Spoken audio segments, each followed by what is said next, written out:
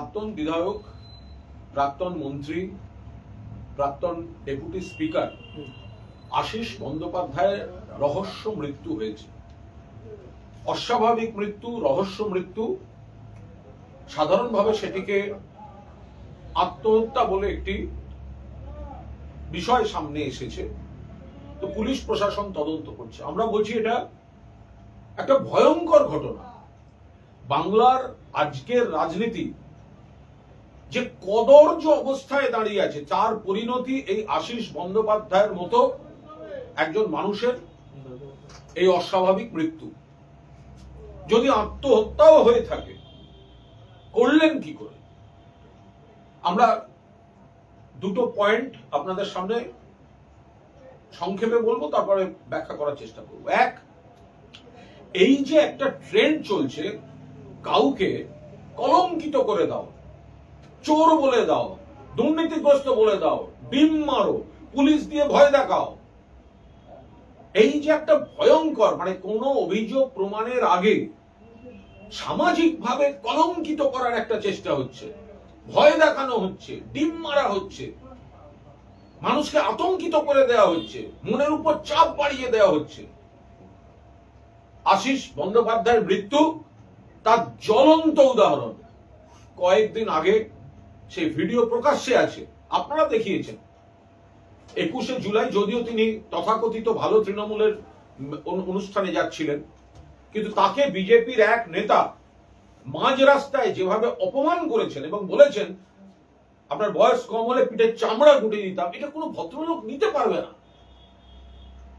এই ঘটনাটিকেও পুলিশ, এই সবার, এই সিস্টেমটা, যারা এখন এই হুমকি সামাজিক জেরেই কিন্তু প্রাণ ব্যানার্জি। দুই, আর একটা জিনিস দেখা গেল, এই যে তথাকথিত ভালো তৃণমূল চাটন, ওই দিকে নাম লেখালেও কিন্তু বাঁচা যায় না। আজকে যেভাবে 21শে জুলাই এই চাটনদের সভার দিকে যাচ্ছিলেন আশিস ব্যানার্জি, তো তাকে যেভাবে অপমান করা হয়েছে, অপদস্থ করা হয়েছে, কেউ তো প্রতিবাদ করেনি, ওদের নেতারা তো এসে পাশে দাঁড়ায়নি। একজন মানুষ, বর্ষিয়ান রাজনীতিবিদ এত মনোকষ্টে আছেন যে এইভাবে মৃত্যু হচ্ছে, কই তাদের নেতারা? গোটা বীরভূম তো নাকি ভালো তৃণমূল হয়ে গেছে, গোটা বীরভূম তো চাটন চাটন চাটন চাটন, কই এই মানুষটার পাশে দাঁড়ালেন না? তো আজ এই মুহূর্তেও তার ফেসবুকে যান, তার কিন্তু মমতা বন্দ্যোপাধ্যায়ের ছবি সেখানে। কোনদিন হয়তো উনি চাপ দিয়ে তাকে শিবির বদল করানো গিয়েছে, কিন্তু মমতা বন্দ্যোপাধ্যায়ের বিরুদ্ধে একটা শব্দ বলেননি। আমাদের কাছে একাধিক সূত্রে খবর আছে উনি কিন্তু চাপের মুখে ওদিকে গিয়েছিলেন। বীরভূমের যারা যারা নিজেদের পাপ বাঁচাতে ওদিকে গেছেন, তারা আশিস বাবুর মতো একটি লোককে সঙ্গে নিয়ে যাওয়ার জন্য চাপ দিয়েছিলেন। উনি দিদির সঙ্গে থাকতে চেয়েছিলেন। এগুলো আসছে, এগুলো পুলিশ খোঁজ নিক সত্যি না মিথ্যা। ফলে আমরা এর পুরো দস্তুর নিরপেক্ষ তদন্ত চাই। পুলিশ প্রশাসনের উপর আমাদের আস্থা নেই, কারণ এই পুলিশই তো দলদাসের কাজ করছে। এই পুলিশই তো নেতাদের ডেকে ডেকে বলছে অমুক জায়গায় যেতে হবে। এই পুলিশের এসপি থেকে শুরু করে হয়তো অন্য জেলার, আমি নির্দিষ্ট কোনো এসপি বা থানার কথা বলছি না, আপনারা জানেন না কাদের কাদের আপনারা ডেকে বা ফোনে বলছেন অমুক দলে যেতে হবে, অমুকের সঙ্গে থাকতে হবে, নইলে এই এই ব্যবস্থা হবে, বলছেন না? বীরভূম থেকে শুরু করে উত্তর কলকাতার বটতলা, মানিকতলা, চিতপুর থানার ওসিরা এসব করছেন না? এর খারাপ যদি কোনো পরিণতি হয়, তার জন্য আপনারা দায়ী থাকবেন। আপনারা ভয় দেখাচ্ছেন। আপনারা BJP, Battala, Chitpur PS and other PS, Jorasanko PS, আর সারা বাংলায় তো চলছে, সারা এইটা থ্রেট কালচারের মৃত্যু। যদি আত্মহত্যা হয় তাহলে থ্রেট কালচারে আত্মহত্যা, আর যদি আরো রহস্য কিছু থাকে তাহলে সেটা পুলিশ করুন। প্রাক্তন ডেপুটি স্পিকারের ডেড বডি উদ্ধার হচ্ছে, সিটিং জাজ দিয়ে তদন্ত হবে না কেন? সিটিং জাজ পুলিশ তো পুরোদস্তু এই কাজগুলোই করে বেড়াচ্ছে, হুমকি দেয়ার।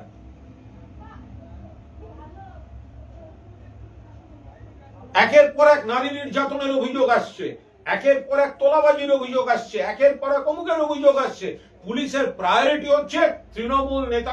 বাংলার রাজনীতির চরম লজ্জাজনক ঘটনা। পুরোদস্তু নিরপেক্ষ তদন্ত চাই, পুলিশ দিয়ে এই তদন্ত হওয়া সম্ভব নয়। একজন লোক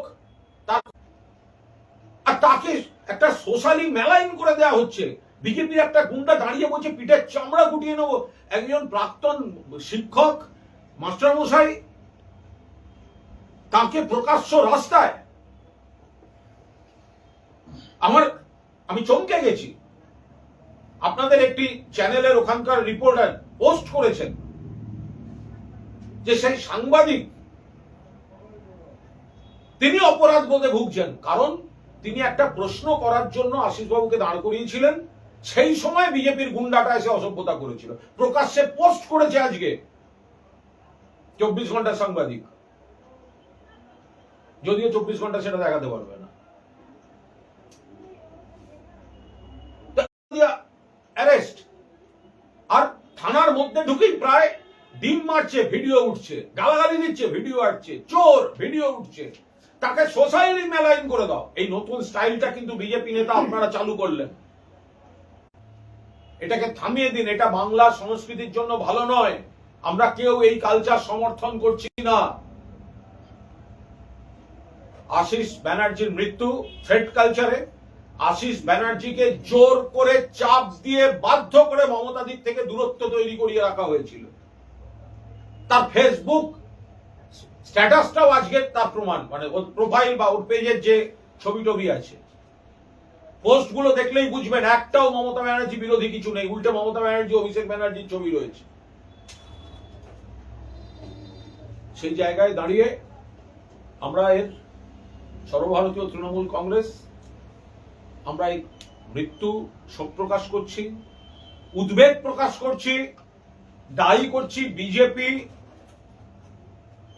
বিজেপি পুলিশ এবং বিজেপির দালাল চাটনদের, যারা 5-6টা 7-8টা বেঈমান গদ্দার নিজেদের ধান্দায় বিজেপির জুতো চাটতে গিয়ে বাকি অনেককে বিপদে ফেলছে।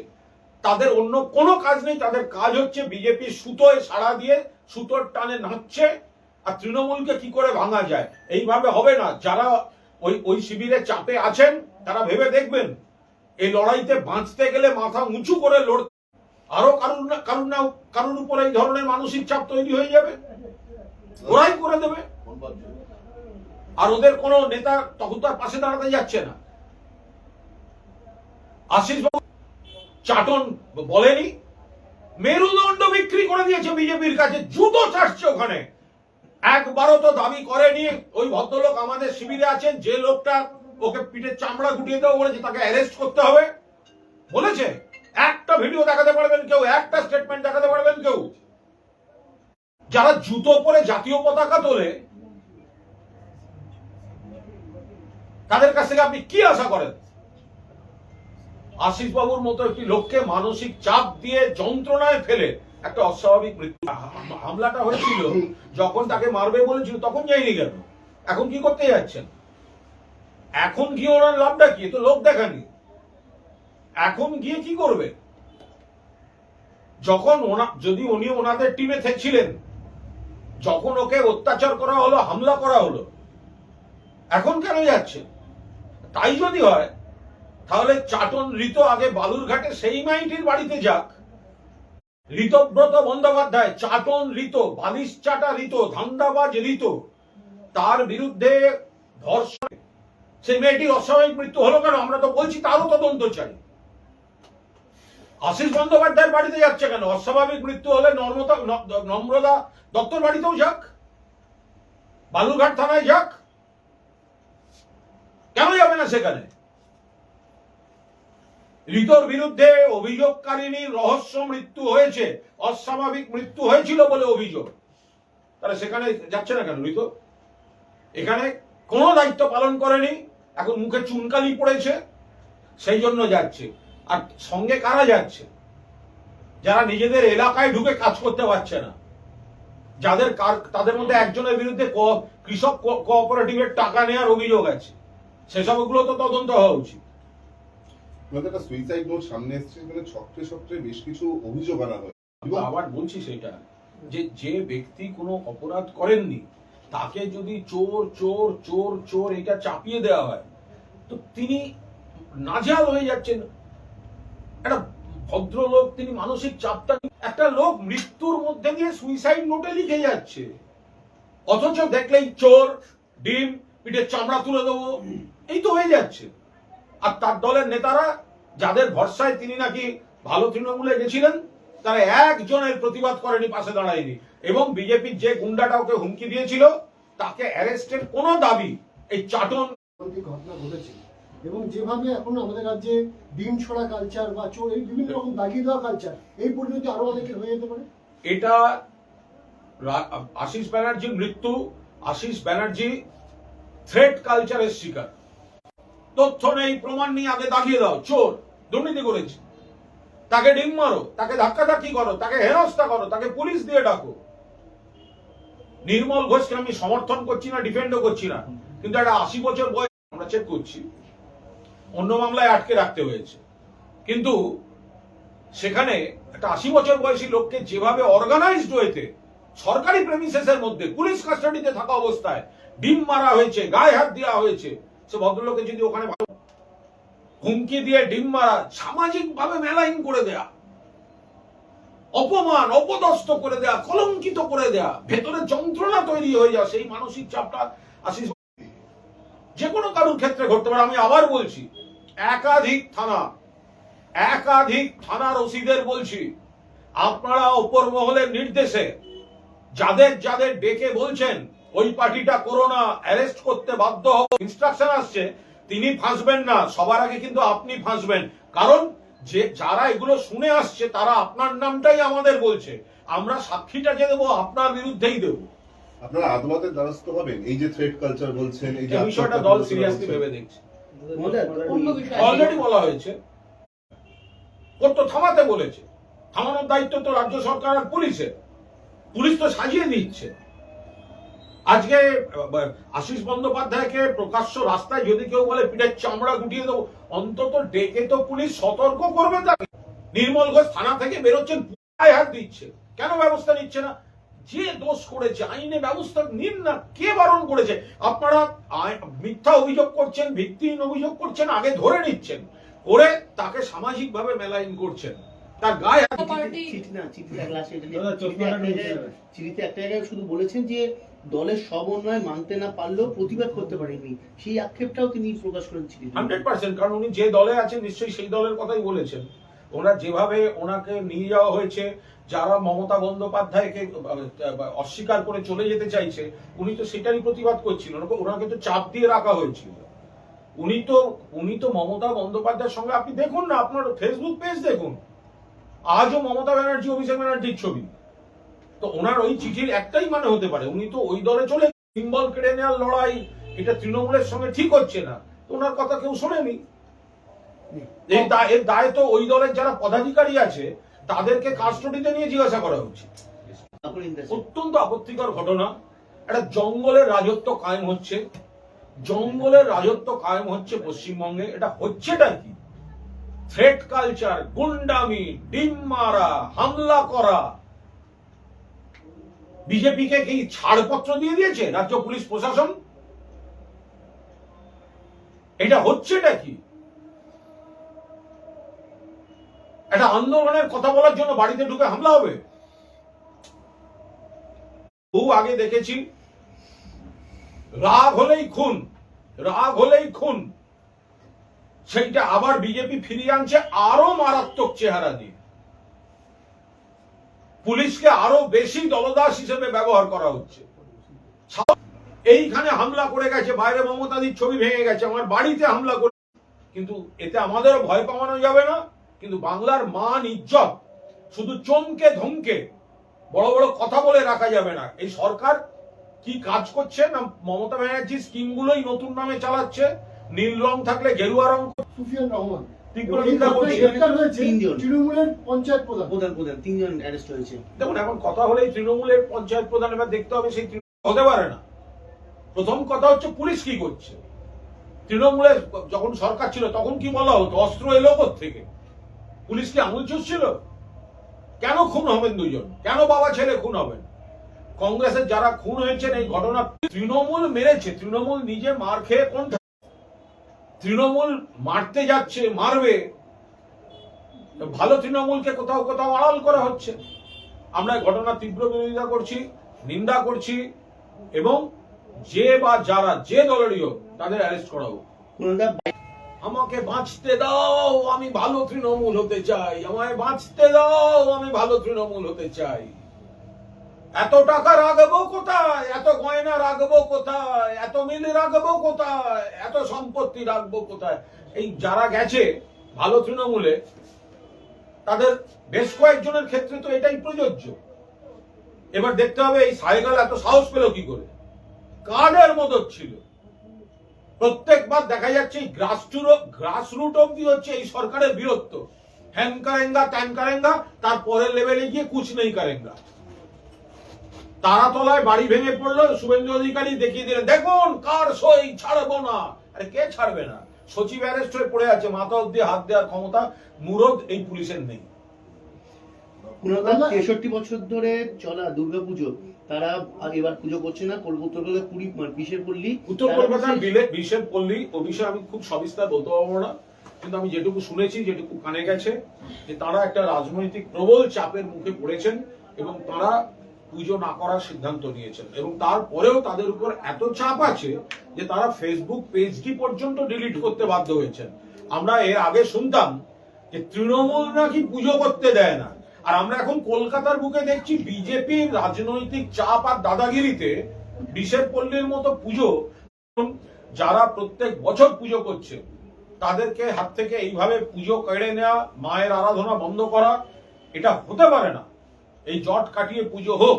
একাধিক জায়গায় এই পুজো নিয়ে গন্ডগোল হচ্ছে, পূর্ব কলকাতার 33-এ।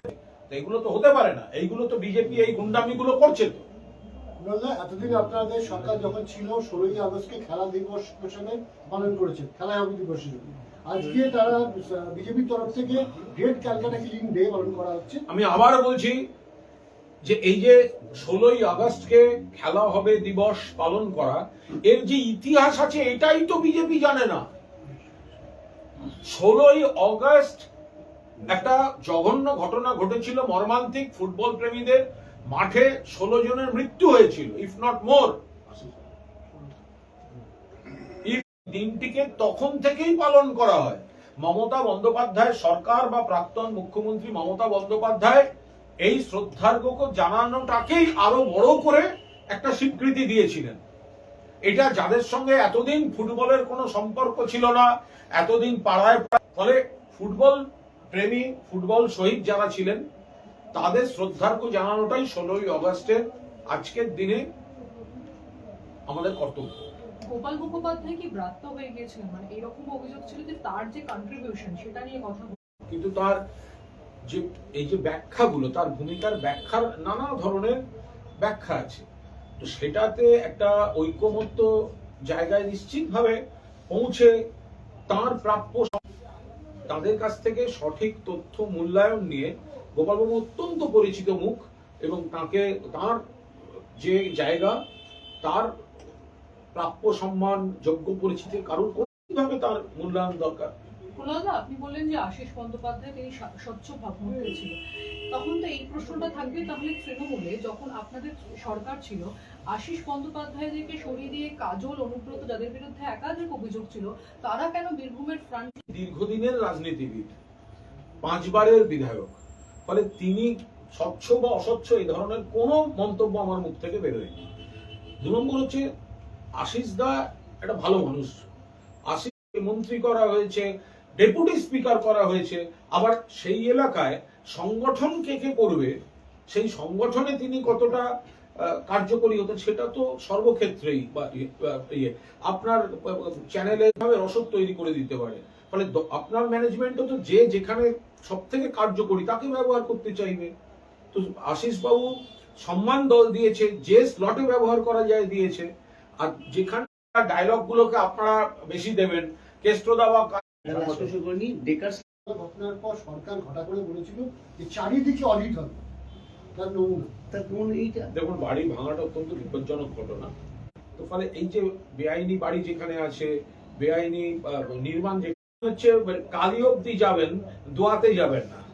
তো উনি উনি উনি ফলে ওনার হুমকি দেওয়া মানে ওটা হচ্ছে মিসড কল দেয়া, যে বড় নেতাদের এরপর তোমায় ধরবো, তুমি বড় মমতা বন্দ্যোপাধ্যায়কে ছেড়ে এদিকে চলে এসো। ফলে আপনি নাকি দীর্ঘ